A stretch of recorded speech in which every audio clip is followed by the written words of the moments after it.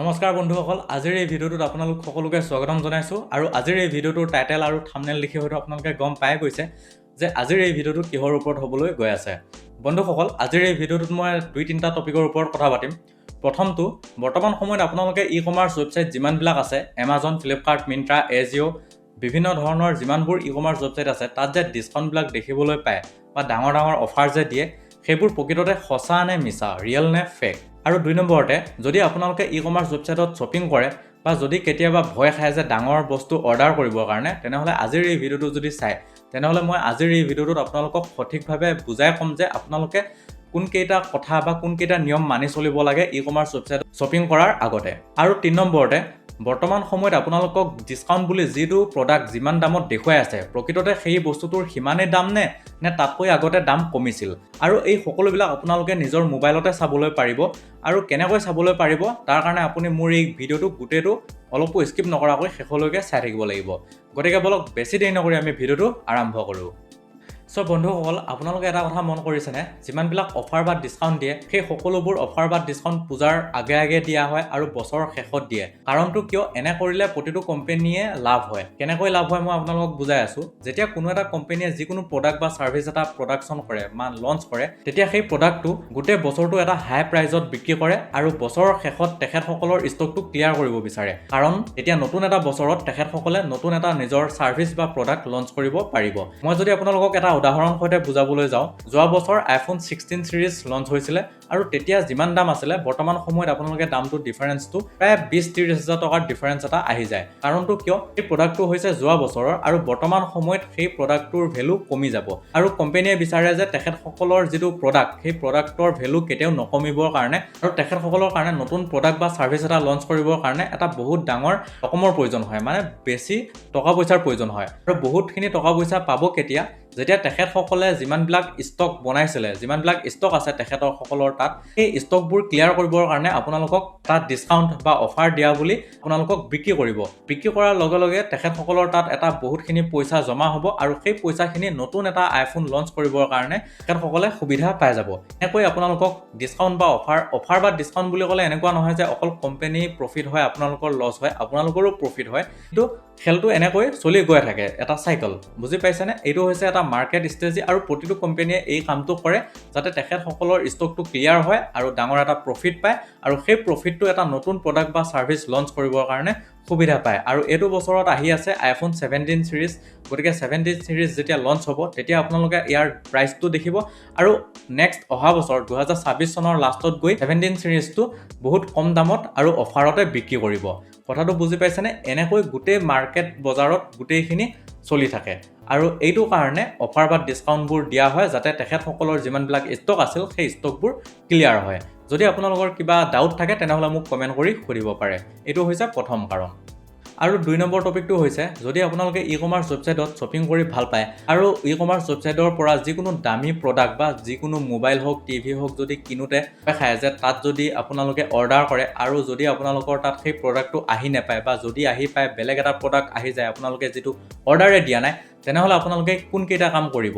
আৰু তাৰ কাৰণে মই আপোনালোকক দেখাই আছোঁ যে আপোনালোকে সঠিকভাৱে কেনেকৈ ই-কমাৰ্চ ৱেবছাইটত শ্বপিং কৰিব। সেইটো এমাজন হওক বা ফ্লিপকাৰ্ট যিয়ে নহওক, কেনেকৈ আপোনালোকে সঠিকভাৱে শ্বপিং কৰিব মই আপোনালোকক মোৰ কম্পিউটাৰ স্ক্ৰীণত দেখুৱাই আছোঁ, চাই থাকক।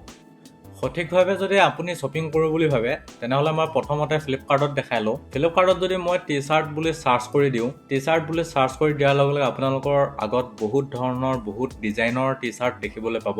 তাৰপিছত আপোনালোকে লেফ্ট ছাইডত যদি চায়, তেনেহ'লে আপোনালোকে সেই ফিল্টাৰ কৰিব পাৰিব। ফিল্টাৰ মানে কি? বোলে আপোনালোকৰ কিমানৰ পৰা কিমান দামৰ ভিতৰত আপুনি টি-চাৰ্ট এটা কিনিব বিচাৰে বা তাৰ ৰেটিং কিমানৰ ওপৰত, বোলে মোক 4 ষ্টাৰ বা তাতকৈ ওপৰত যিমানবিলাক টি-চাৰ্ট আছে সেইকেইটাহে যাতে শ্ব' কৰে, মই এনেকুৱা ফিল্টাৰ কৰি ল'ম।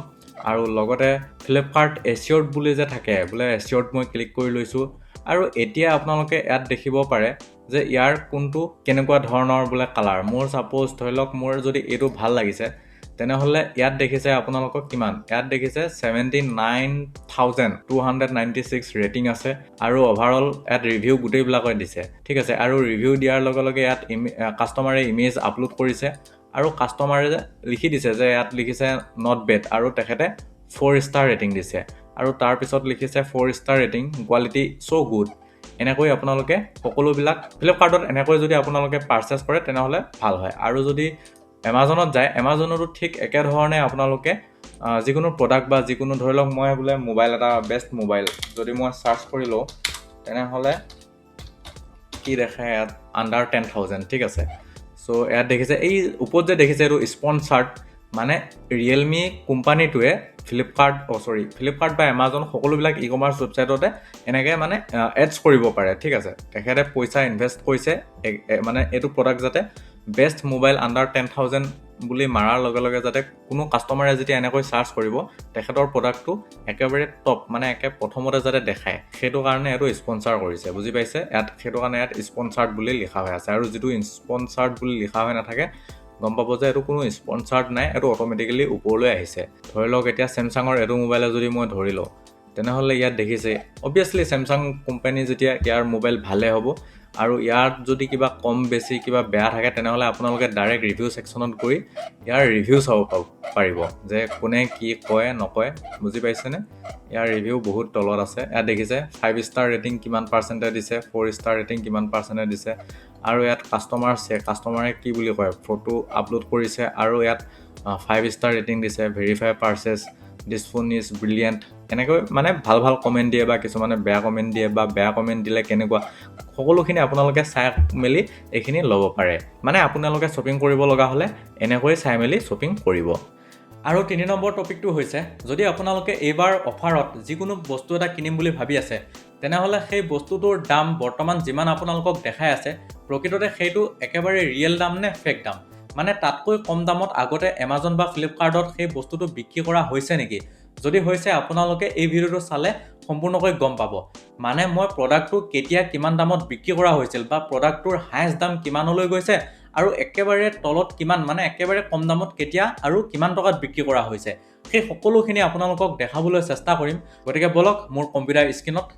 আৰু একেধৰণে যদি আপোনালোকে মই যিটো টি চাৰ্ট চাইছিলোঁ এই চাৰ্টটো যে এতিয়া 263 ৰুপিজ দেখাই আছে, প্ৰকৃততে এইটো একেবাৰে কম দামত চলি আছে নে ইয়াতকৈও কম দামত ফ্লিপকাৰ্টত পোৱা গৈছিল আগতে। গতিকে এইটো চাবৰ কাৰণে আপোনালোকে নতুন টেব এটা অ'পেন কৰি ল'ব লাগিব আৰু নতুন টেবটো অ'পেন কৰি লোৱাৰ লগে লগে ইয়াত চাৰ্চ কৰিব আপোনালোকে প্ৰাইচ হিষ্ট্ৰী বুলি, এনেকৈ প্ৰাইচ হিষ্ট্ৰী বুলি চাৰ্চ কৰিব আৰু চাৰ্চ কৰাৰ লগে লগে ইয়াত কিছু লিংক খোল খাব। প্ৰথম লিংকটো দেখিছে আপোনালোকে প্ৰাইচ হিষ্ট্ৰী, ইয়াতে আপুনি ক্লিক কৰিব। ক্লিক কৰাৰ লগে লগে আপোনালোকক এনেধৰণে দেখাব, ঠিক আছে। ইয়াত দেখিছে ইণ্টাৰ নেম অৰ বেষ্ট প্ৰডাক্ট লিংক। গতিকে মই কি কৰিম এতিয়া ফ্লিপকাৰ্টৰ যিটো টি চাৰ্ট চাইছিলোঁ ইয়াত দেখিছে এই প্ৰডাক্টটোৰ লিংকটো মই কপি কৰিম। লিংকটো মই কপি কৰি ল'লোঁ আৰু ইয়াত প্ৰাইচ হিষ্ট্ৰী য'ত আছে তাত মই ইয়াত পেষ্ট কৰি দিলোঁ।